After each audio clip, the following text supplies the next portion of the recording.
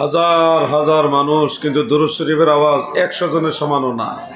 তাহলে এত মানুষ আমরা এখানে উপস্থিত হয়ে লাভ হইল কি? আল্লাহ রসুলের মহব্বতে দুরূদ শরীফের আওয়াজ, মহব্বতের আওয়াজে পড়ুন, আল্লাহুম্মা সাল্লি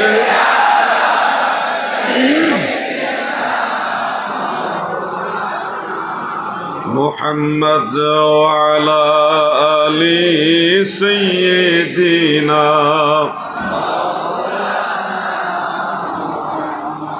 গহরে মুসলিম গণ নবী গুণ গাওরে, পরাণ ভরিয়া সবে সাল্লে আলা গাওরে, আল্লাহুম্মা সাল্লি মারহাবা।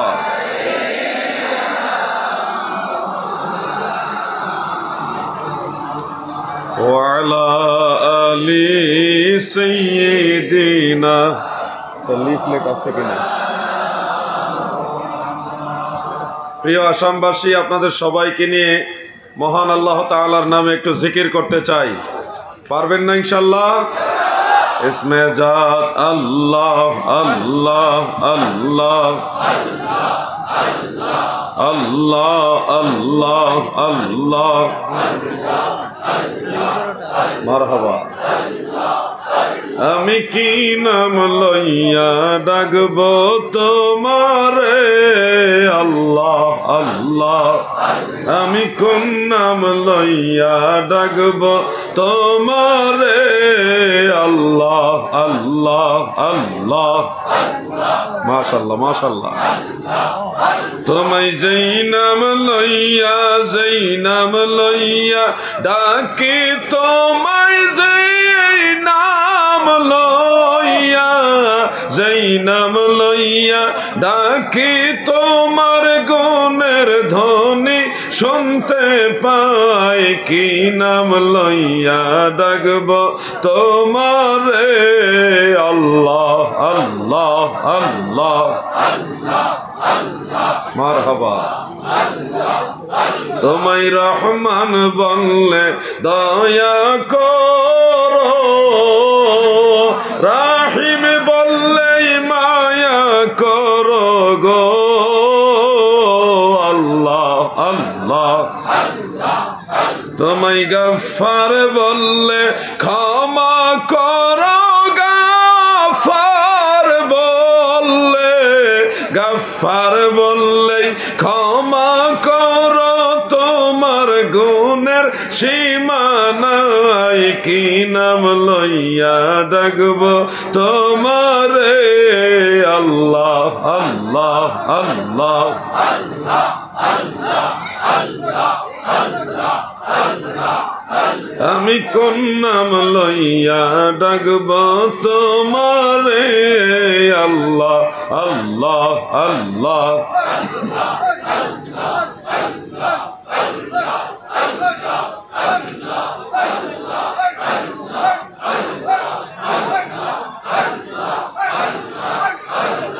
লা ইলাহা ইল্লাল্লাহু মুহাম্মাদুর রাসূলুল্লাহ সাল্লাল্লাহু আলাইহি ওয়া আলিহি ওয়া সাল্লাম। দনেহরি ঈদগাহ সংলগ্ন বিশাল মাঠ, এই মাঠে আয়োজিত কাছাড় জেলা আহলে সুন্নাতুল জামাতের উদ্যোগে আয়োজিত মহাসম্মেলনের সম্মানিত সভাপতি সাহেব, সম্মানিত সহ সভাপতি মণ্ডলী, সম্মানিত অতিথিবৃন্দ, সম্মানিত উলামায়ে কেরাম, সর্বস্তরের নবী প্রেমিক, ওলি প্রেমিক, সুন্নি তরিকতপন্থী মুমিন মুসলমান ভাইয়েরা এবং দূর থেকে যারা শুনছেন সবাইকে আমার আন্তরিক অভিনন্দন, মুবারকবাদ। মহান আল্লাহ তাআলা শাহী দরবারে শুকরিয়া তান আমরা সবাই বলি আলহামদুলিল্লাহ। পরম দয়ালু মেহেরবান সর্বশক্তিমান মহাপরাক্রমশালী দয়াময় প্রেমময় আল্লাহ তাআলার রহমতের দুয়ারে আরও শুকরিয়া আদায় করি যে মেহেরবান আল্লাহ তাআলা দয়া করে আমাদের মতো নালায়েক নাচিজ এই অধম অযোগ্য পাপী তাপীদেরকে তিনার হাবিব নবী সরকারে দু জাহা সৈয়দুল মুরসালিন শাফিউল মুজনিবিন রাহমাতুল্লিল আলামিন আমাদের দয়াল নবী, যিনি নবীদেরও নবী, রাসূলদেরও নবী, ফেরেশতাদেরও নবী, আরশ কুরসি লৌহ কলমের নবী, কুল কায়নাতের নবী, আমার আল্লাহ বলেন আমার নবী, সুবহানাল্লাহ।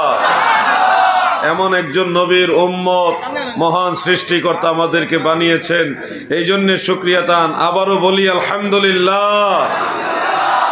প্রিয় হাজিরিন, আজকে দূর দূরান্ত থেকে বহু লোক এই সম্মেলনের মধ্যে হাজির হয়েছেন। অসংখ্য ওলামায়ে কেরাম, পীর মাশায়েখে আযম তিনারা এই মজলিসের মধ্যে হাজির রয়েছেন। বিশেষ করে যুব সমাজ, তরুণ সমাজ, আপনাদের উদ্দেশ্যে অল্প কয়েকটা কথা বলবো। আশা করি আপনারা মনোযোগ সহকারে কথাগুলি শ্রবণ করবেন।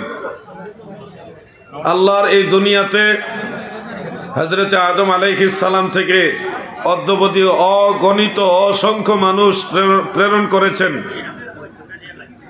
কত সংখ্যক মানুষ এই দুনিয়াতে এসছেন তার কোনো হিসাব নেই, আল্লাহ তাআলা ছাড়া কেউ জানেন না।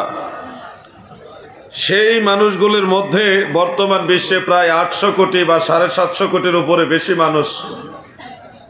এই 750 কোটি মানুষের মাঝে প্রায় 250 কোটি মানুষ হলো মুসলমান।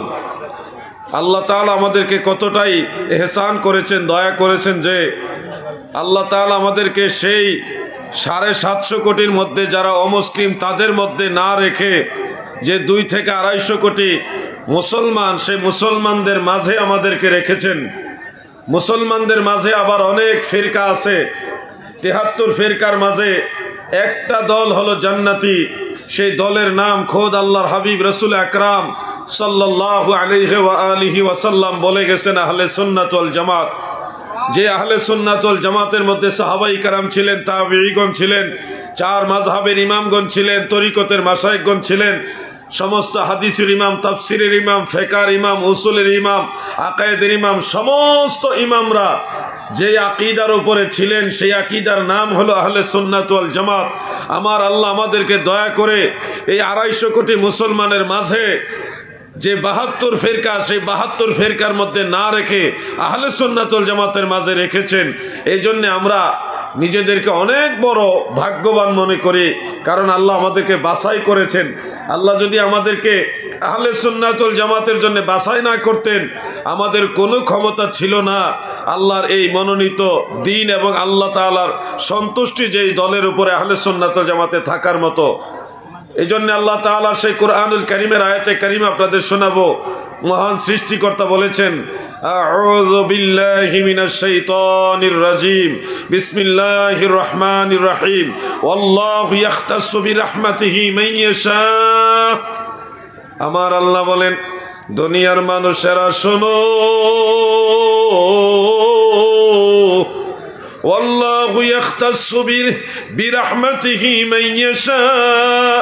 আল্লাহ তার রহমত দ্বারা যাকে খুশি তাকে খাস করে নেন, আল্লাহর রহমত দ্বারা যাকে খুশি তাকে স্পেশাল বাছাই করেন। আমার আল্লাহ গোটা দুনিয়ার কোটি কোটি কোটি কোটি মানুষের মাঝে যাচাই বাছাই করে তার রহমত দ্বারা আমাদেরকে আহলে সুন্নাত ওয়াল জামাত ইসলাম ধর্মের মধ্যে রেখেছেন। এটাই অনেক বড় নিয়ামতের বিষয়। দাদুরে, এই দুনিয়াতে কিয়ামতের সময়ে সর্বশেষ যেই মানুষটা মারা যাবে সেও কিয়ামতের বিচার দিবসের আগ পর্যন্ত ন্যূনতম 40,000 বছর কবরে থাকতে হবে।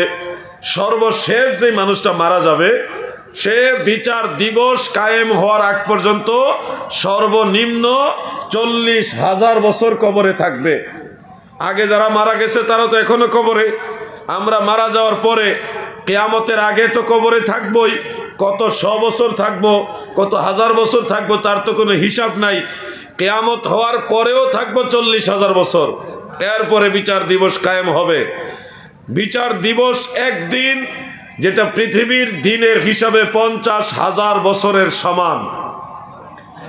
এই বিচার দিবসে যদি আপনার কর্মফল ভালো হয়, আল্লাহ এবং আল্লাহ রসুলের দয়ার নজর হয়, তাহলে আপনি হয় জান্নাতি হবেন, আর যদি আল্লাহ এবং আল্লাহ রসুলের দরবারে আপনি ওরকম কল্যাণকামী না হন, ডান হাতে আমল নামা না পান, যদি কর্মফল ভালো না হয়, তাহলে আপনার ঠিকানা হবে জাহান্নাম। এই কথাগুলি আপনাদেরকে মনে রাখতে হবে। পৃথিবীর বহু মানুষ এসেছে, চলে গেছে। আমরা যারা আছি আমরাও চিরদিন অনন্তকাল এখানে থাকবো না। একটা সময়ে আমরা সবাই কবরের দিকে, পরকালের দিকে যাত্রা করব। মায়ের গর্ভে একটা সন্তান আসার আগে সেই সন্তান বাবার শরীরের মধ্যে থাকে। বাবার শরীরের ভিতরে সন্তান থাকাকালীন সেই সন্তান জানে না কোন মায়ের গর্ভে সে যাবে, কিন্তু আল্লাহ তাআলা নির্দিষ্ট মায়ের গর্ভে তাকে পাঠায়। মায়ের গর্ভে সন্তান আসার পরে সেই সন্তান জানে না পরবর্তী ধাপে সে পৃথিবীতে আসতে যাচ্ছে, কিন্তু আল্লাহ তাআলা যথা সময়ে তাকে পৃথিবীতে পাঠায়। পৃথিবী এসে আমরা যারা আখিরাতকে ভুলে গেছি, পরের জগৎ, পরের কাল, এটা সম্পর্কে যারা গাফেল হয়ে গেছি, মনে রাখবেন আগের ধাপগুলি একটার পরে আরেকটা যেভাবে সংগঠিত হয়েছে, এই দুনিয়া থেকে, এই পৃথিবী থেকে আমরা চলে যাব আলমে বারজাখে, ধারাবাহিক ওখানে যেতে হবে।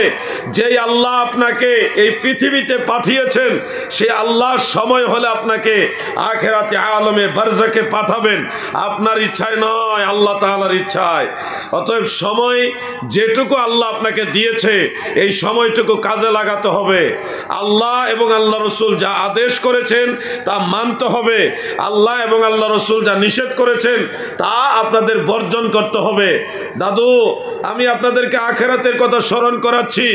আগের মানুষগুলো অনেকে মনে করতো যে আমি ক্ষমতাশীল, আমি পাওয়ারফুল লোক, আমি ধনাঢ্যশীল লোক, আমি অর্থশীল লোক, আমার মতো ক্ষমতা, শক্তি, অর্থ কারণেই, এই মনে করে অনেক মানুষ সীমালঙ্ঘন করেছে, বেপরোয়া জিন্দেগি করেছে, কিন্তু তারাও চিরস্থায়ীভাবে অনন্তকালের জন্য পৃথিবীতে বেঁচে থাকতে পারেনি। আমরা কি পারবো? ছিল সাদ্দাত নমরুদ ও কারণ, ছিল মিশর অধিপ ফেরাউন, ধনে জনে মানে নাহি ছিল নুন্ন নবী, পদবিনে ভাব সবে মিশে। সাদ্দাত, নমরুদ, কারুন, ফেরাউন, ঐতিহাসিকভাবে এগুলি প্রমাণিত পবিত্র কোরআনে এবং হাদিসে। সাদ্দাতের বিষয়টা যদিও নাই, কিন্তু কোনো কোনো ঐতিহাসিকদের মাঝে কথাটা পাওয়া যায়। তবে ফেরাউন, নমরুদ, কারুনের কথা কোরআন এবং হাদিসের মধ্যে আছে। সেই সুবাদে আপনাদেরকে বলবো, আপনারা স্মরণ করুন, পৃথিবীর অন্যতম প্রভাবশালী ব্যক্তি ছিল নমরুদ, যে আল্লাহ তাআলাকে হত্যা করতে চেয়েছিল এবং ঊর্ধ্ব দিগন্তে তীর ছুঁড়ে মেরেছিল আল্লাহকে হত্যা করার জন্যে। সেই নমরুদ সামান্য একটা ল্যাংড়া মশার কাছে পরাস্ত হয়ে মারা গেছে, তাকে জুতা দিয়ে বাইরাইয়া মারছে। তো সেই নমরুদ, তাকে শায়েস্তা করার জন্য আল্লাহ কোনো ঘূর্ণিঝড় বা জলোচ্ছ্বাস, কোনো বজ্রপাত, বড় কোনো বাহিনী পাঠানো লাগেনি। সামান্য মশার বাহিনী পাঠিয়েছে। এর মধ্যে সবচেয়ে দুর্বল মশা, ল্যাংড়া মশা, তাকে দিয়ে নমরুদকে আল্লাহ শায়েস্তা করে দিয়েছে, খতম করে দিয়েছে। অতএব আপনাকে মনে রাখতে হবে, সর্বময় ক্ষমতার মালিক একজন আছে, তিনি আমাদের আল্লাহ। বলেন তিনি কে? জবান খুলে বলেন তিনি কে? আল্লাহ। এই আল্লাহর কথা শুধু আজকে আমরা বলছি না, এই আল্লাহর কথা আমাদের নবীজি বলে গেছেন বিধায় নবীর গোলাম হিসেবে, নবীর ওয়ারিস হিসেবে আমরা বলছি। আমাদের নবীর আগেও সেই আল্লাহর কথা, আখিরাতের কথা বলে গেছেন। হযরত আদম বলে গেছেন, হযরত শীস আলাইহিস সালাম বলেছেন, হযরত ইব্রাহিম, হযরত ইসমাইল, হযরত ইয়াকুব, হযরত ইসহাক, হযরত ইউসুফ, হযরত মূসা, হযরত ঈসা, অসংখ্য নবী রাসূলগণ সেই আল্লাহর কথা, সেই আখিরাতের কথা বলে গেছেন। এগুলি নতুন কথা নয় দাদু। হঠাৎ করে যে আসামের মুসলমানরাই এই কথাগুলি বলতেছে তা নয়। এই দাওয়াত চলছে পৃথিবীর সৃষ্টির প্রথম মানুষ হযরত আদম আলাইহিস সালামের মাধ্যমে। প্রথম যিনি সব মানুষের বাবা, তিনার থেকে এই দাওয়াত শুরু হয়েছে। আস্তে আস্তে আস্তে আস্তে এই আসামের মুসলমানেরা সেই আদম নবীর দাওয়াত দিচ্ছে, সেই ইব্রাহিম নবীর দাওয়াত দিচ্ছে, সেই মুসা ঈসা সমস্ত নবীদের দাওয়াত, রাহমাতুল্লিল আলামিনের দাওয়াত আজকে নবীর ওয়ারিস যারা আলেমরা দিচ্ছে। এটা নতুন নয়, যুগে যুগে সত্যের দাওয়াতের বিরুদ্ধে লোক ছিল। ফেরাউন মুসা নবীর বিরুদ্ধে দাঁড়িয়েছে, নমরুদ হযরত ইব্রাহিমের বিরুদ্ধে দাঁড়িয়েছে। প্রত্যেক নবীদের জামানায় বিপরীত শক্তি ছিল যারা সত্যকে অস্বীকার করত। কিন্তু আফসোস হলো তাদের জন্য যারা আল্লাহর নবীদের সেই দাওয়াতকে ডিনাই করেছে, অগ্রাহ্য করেছে, অগ্রহণ করেছে বা তাদেরকে মান্য করেনি, সেই মানুষগুলি ফিনিশ হয়ে গেছে, কেউ থাকতে পারে না। নবীদের দাওয়াত চলছে, চলবে। এই দাওয়াত কিয়ামতের আগ পর্যন্ত চলবে। পৃথিবীর কোন শক্তি আল্লাহর দ্বীনের দাওয়াত ঠেকায় রাখতে পারবে না।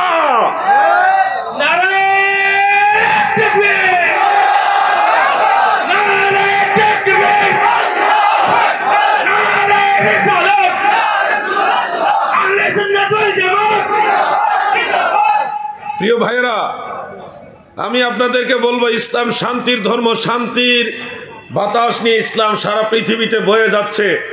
ফিলিস্তিন গিয়েছিলাম, আল্লাহ পাকের অশেষ দয়ায় ফিলিস্তিন যাওয়ার সুযোগ হয়েছে। দেখে এসছি ফিলিস্তিনে মুসলমানরা কত অসহায়, নিজের চোখে দেখে আসছি। ফিলিস্তিনের মানুষকে দান করা অন্যায়। কেউ যদি দান করে, হেল্প করে টাকা পয়সা বা কোনো কিছু দিয়ে, আর সেটা যদি ইসরায়েলের পুলিশ দেখে তাকে ফায়ার করে মেরে ফেলে।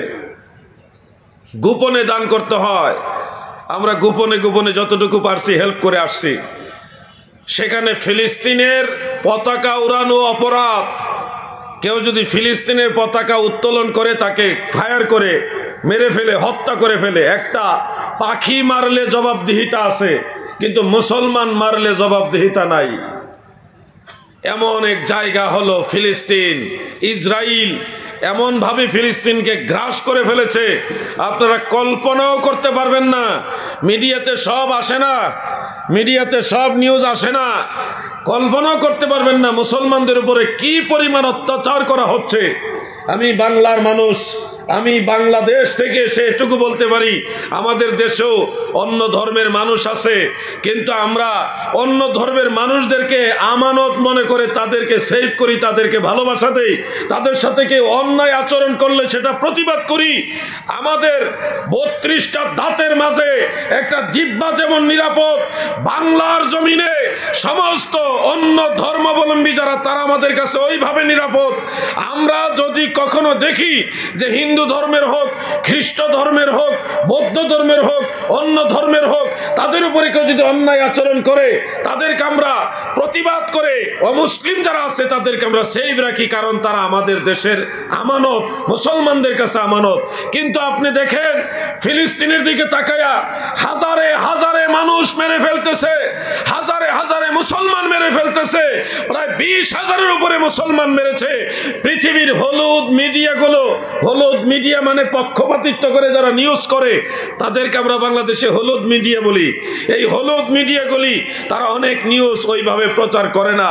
আমরা আপনাদের কাছে একটা কথা বলতে চাই, ফিলিস্তিনি মুসলমানদের জন্য কি আপনাদের মায়া লাগে? আওয়াজ দিয়ে বলতে হবে, মায়া লাগে? হাজার হাজার ছোট ছোট শিশুদেরকে গুলি করে মেরে ফেলছে, এমন বোমা ফেলছে, সেই বোমা পুরো বিল্ডিং সহ মানুষ যা আছে সব মুহূর্তের মধ্যে ধ্বংস হয়ে যাচ্ছে, সবাই মুহূর্তের মধ্যে ফিনিশ হয়ে যাচ্ছে।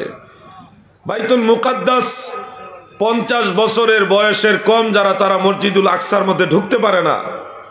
আমাদের সামনে একটা লোককে গুলি করে মেরে ফেলেছে, কিছুই করার ছিল না। আমি আপনাদেরকে এই কথাগুলি কেন বলছি? মুসলমান, মুসলমান তোমরা ঐক্যবদ্ধ থাকো।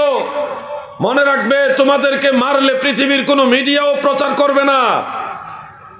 আর যদি তোমরা কামরা কামড়ি করো, সামান্য একটা বিষয় যদি এদিক সেদিক হয়, সারা পৃথিবীর মিডিয়া এটাকে ফোকাস করে দিবে, অমুক হুজুর এই কাজ করেছে। এই জন্য আপনারা ঐক্যবদ্ধ থাকবেন। ফিলিস্তিনের মুসলমানদের জন্য আপনাদেরকে একটা কাজ করতে হবে। আমি আপনাদেরকে একটা প্রশ্ন করি, আপনারা কি চান যে আপনাদের টাকা দিয়ে বোমা বানিয়ে মুসলমানদেরকে, বিশেষ করে ফিলিস্তিনের মুসলমানদেরকে মারুক? এটাকে আপনারা চান? কিন্তু আপনাদের টাকা দিয়ে বোমা বানিয়ে মুসলমান মারতেছে, আপনাদের টাকা দিয়ে মারতেছে। কিভাবে কিভাবে মারতেছে? ইসরায়েলের অনেক পণ্য আছে ভারতবর্ষে বিক্রি হয়, ইসরায়েলের অনেক পণ্য আছে ভারতবর্ষে বিক্রি হয়।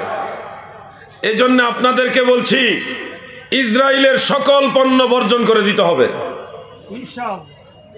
তাহলে দেখবেন আপনাদের মাধ্যমে আপনাদের পকেটের টাকা নিয়ে মুসলমানদেরকে মারতে পারবে না, ঘরে বসেও তাদের বিরুদ্ধে জিহাদ করতে পারবেন। প্রিয় ভাই আমার, এই পৃথিবীতে মুসলমানেরা সবচেয়ে বড় অসহায়। তবে হ্যাঁ, মুসলমানদের পক্ষে আল্লাহ আছে। বলেন কে আছে? আমরা হিংস্র নই, কারো উপর আক্রমণ করব না। আমরা মদিনাওয়ালার আদর্শ বক্ষে ধারণ করি, আমরা নবীজির সে আদর্শ ধারণ করি। আল্লাহর হাবিব মসজিদে নববীতে বসে আছেন, সাহাবাই কারাম নবীজির কাছে আসেন। এমত অবস্থায় ইয়াহুদি ধর্মের কিছু লোক আল্লাহ রসুলের সাথে দেখা করতে যাচ্ছেন। সাহাবীরা বললেন, তোমরা কোথায় যাচ্ছ? তারা বললেন, আমরা ইসলাম ধর্মের নবী মুহাম্মদ মুস্তাফা সাল্লাল্লাহু আলাইহি ওয়াসাল্লামের সাথে দেখা করতে যাচ্ছি। একজন সাহাবী গিয়ে আল্লাহর নবীকে বললেন, ইয়া রাসূলুল্লাহ, নবী গো,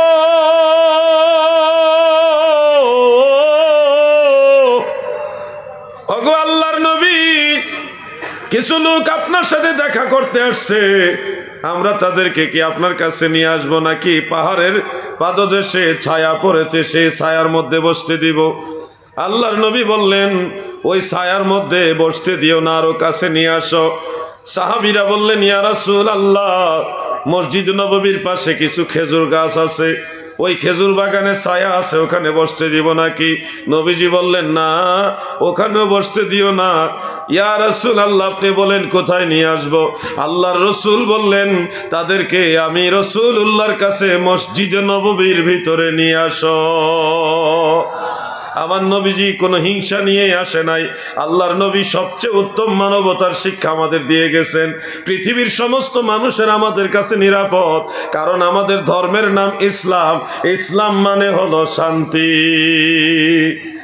দাদু ভাই আমার, সেই শান্তির প্রধান বার্তাবাহক তিনি হলেন মুহাম্মাদুর রাসূলুল্লাহ সাল্লাল্লাহু আলাইহি ওয়াসাল্লাম।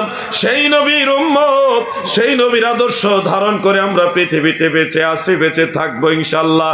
আজ না হয় কাল আমরা চলে যাব, ঈমান নিয়ে কবরে যাব, নবীর উম্মত হয়ে যাব।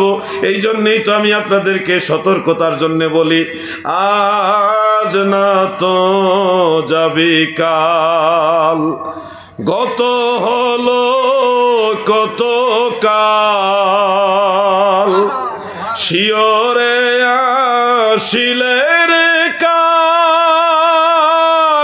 কি হবে তোর পাই, কে যাবি সে চল না যায়, সুসময় বয়ে যায়, দরশিতে নবী বরে সোনার সেই মদিনায়,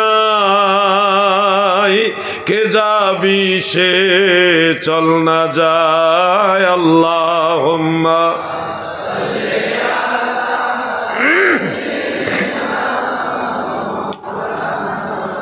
মুহাম্মদ ওয়া আলা আলি।